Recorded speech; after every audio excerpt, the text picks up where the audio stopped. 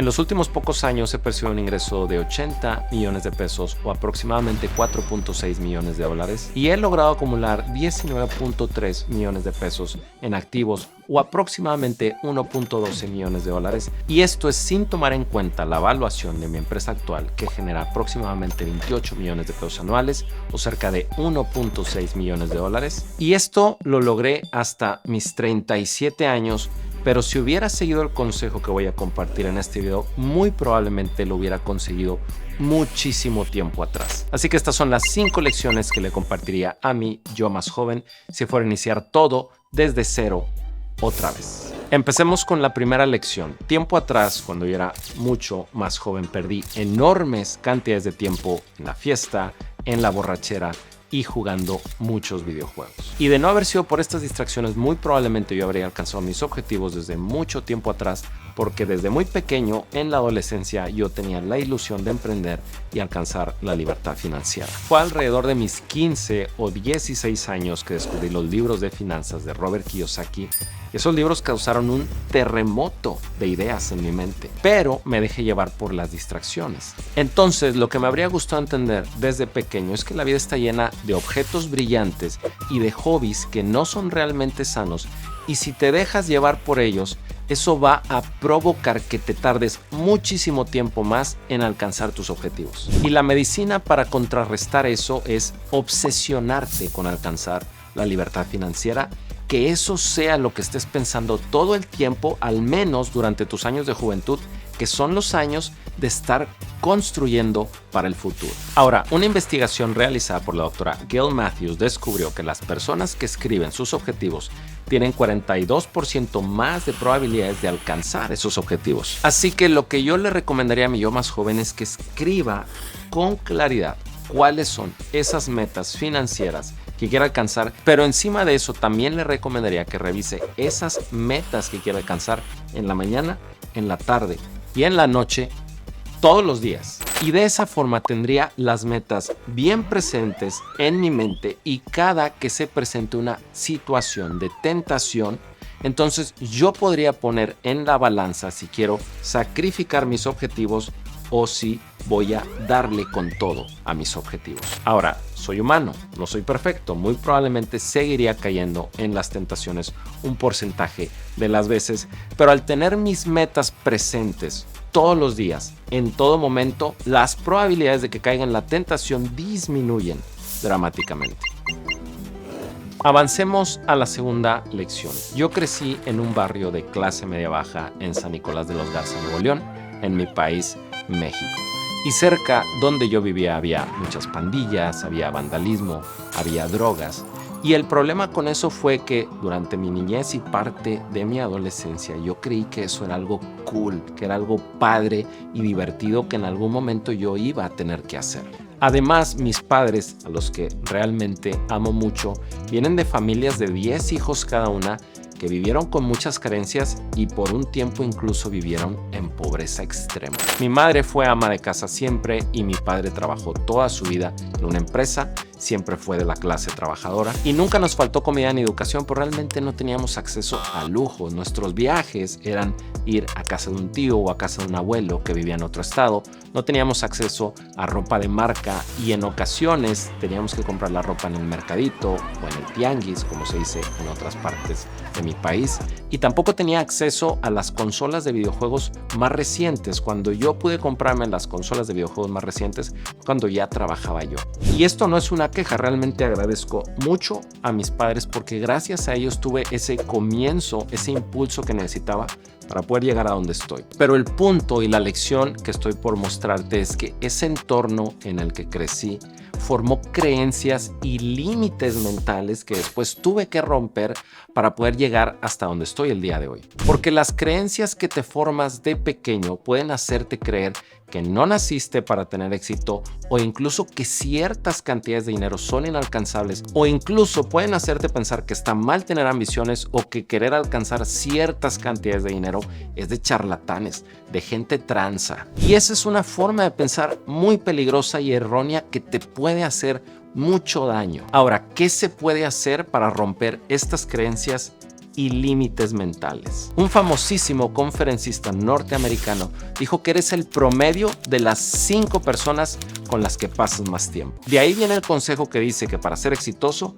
tienes que juntarte con personas exitosas. En mi caso personal puedo decirte que tengo un hermano que también quiso alcanzar la libertad financiera y lo logró siendo médico y lo hizo también saliendo del mismo entorno que yo, pero fuera de eso yo no tenía acceso a gente exitosa, yo no tenía acceso a empresarios, a gente rica, a gente millonaria. Entonces lo que me funcionó para cambiar radicalmente mis creencias y para romper mis límites mentales fue comprar y leer muchos libros, ya sea de negocios, de dinero, de mejora personal y leer biografías de personas exitosas, pero sobre todo autobiografías. Ahora, las autobiografías son mucho más valiosas porque la persona que la escribe te cuenta exactamente los obstáculos que enfrentó, qué pensaba cuando los enfrentó y exactamente lo que hizo para superarlos. Y así fue como pude entender la forma en que piensan las personas exitosas, en qué invierten su tiempo, qué tipo de conversaciones tienen, qué tipo de hobbies tienen, entre muchas otras cosas que cambiaron mi forma de ser,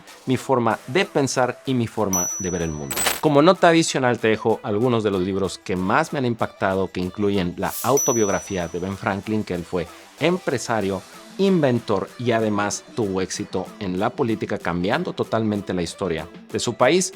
Otro libro que me gusta mucho es el de Nunca Pares de Phil Knight, que es el fundador de Nike. Otro libro que me gusta mucho también es Becoming Steve Jobs de Brent Schlender, que en mi opinión es la mejor biografía de Steve Jobs por encima de la de Walter Isaacson. Otro libro que me encantó y que de hecho considero un básico para todos los emprendedores es Good to Great de Jim Collins. Otro libro que me encanta es, por supuesto, el clásico Piense y hágase rico de Napoleon Hill. Y por último, otro libro que transformó totalmente mi forma de ver las cosas es Psico-Cibernética de Maxwell Maltz. Ahora hablemos de la lección 3, que nos lleva a cosas más técnicas. Mi padre siempre me dijo que si yo quería tener éxito, entonces lo que necesitaba era estudiar una carrera para poder conseguir un buen trabajo. Clásico. Y durante los primeros años de mi vida eso es lo que yo creí que debía de hacer, pero no fue hasta que empecé a leer libros de finanzas personales y de dinero que mi forma de ver la realidad cambió totalmente. Tengo cerca de 1000 libros de negocios, marketing, finanzas, dinero, entre muchos otros temas de mejora personal, y una constante que se repite en todos ellos se puede resumir en la siguiente frase que aparece en el almanaque de Naval Ravikant. No te harás rico alquilando tu tiempo. Debes poseer un porcentaje de un negocio para obtener tu libertad financiera. Ahora, Naval es un inversionista que construyó su fortuna invirtiendo en etapas tempranas de empresas como Twitter, ahora X, Uber y Notion. Él sabe de lo que está hablando. Y lo que quiere decir con esta frase que compartí hace unos momentos es que si quieres alcanzar la libertad financiera, va a ser imposible lograrlo con un empleo.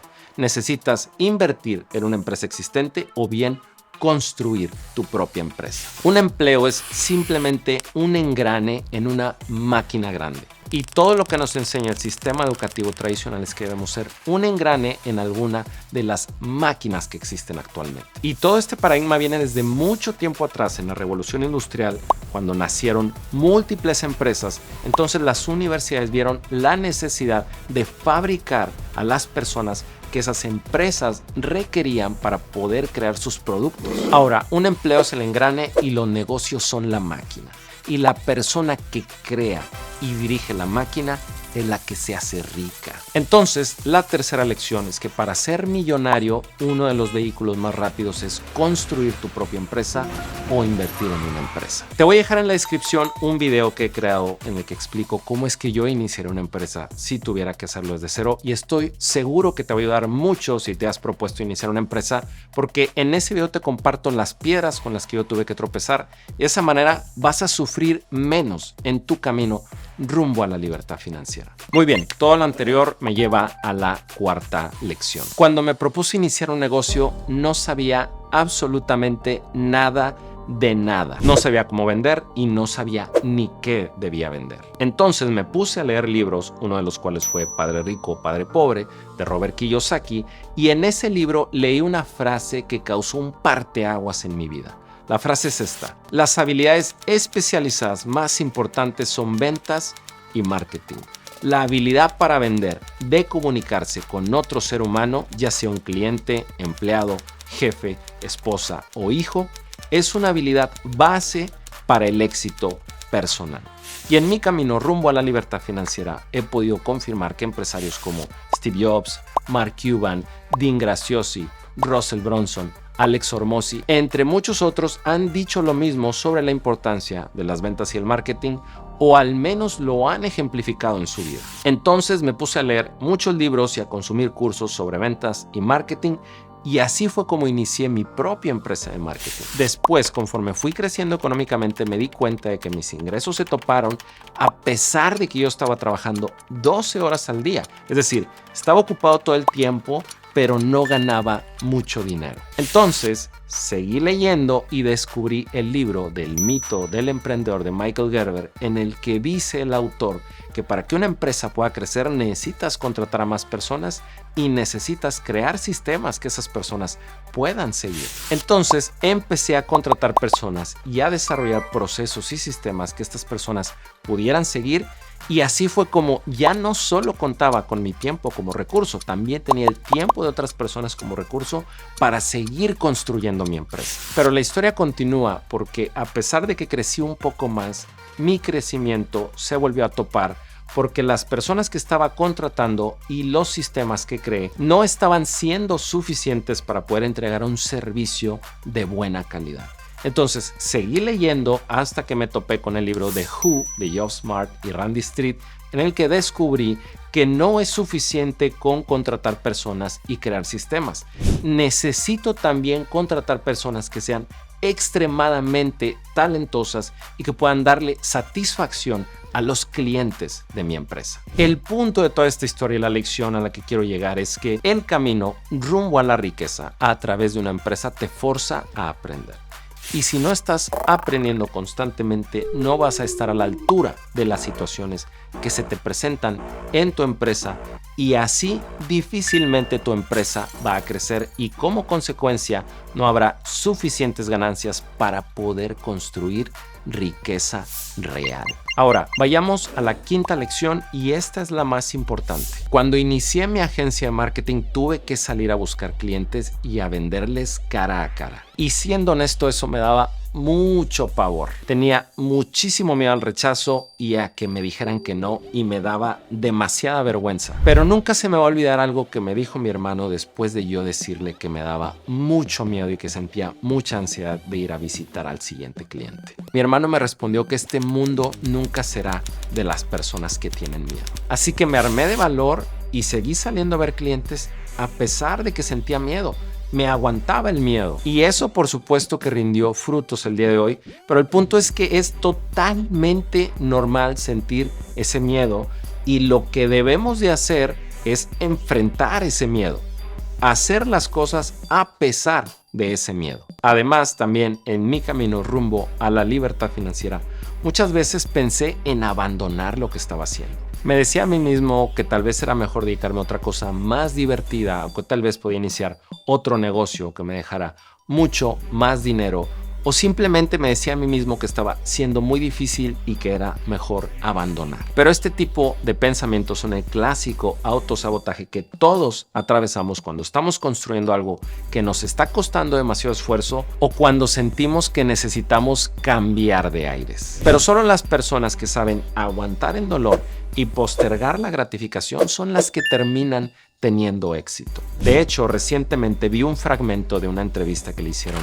a Rodrigo Herrera, que es fundador de Genoma Lab y que fue de la primera generación de Shark Tank México, y dijo que muchos emprendedores de las empresas en las que ha invertido terminan fracasando porque les empieza a ir bien y empiezan a gastar dinero de forma desproporcionada, olvidando que siguen siendo pequeñas empresas, y eso hace que se desenfoquen. Y lo complementó diciendo que es muy diferente con los casos de éxito más espectaculares que ha tenido, que son los emprendedores que, a pesar de que les empieza a ir bien económicamente, no cambian de estilo de vida, no cambian de carro y no cambian de oficinas. Se quedan gastando poco.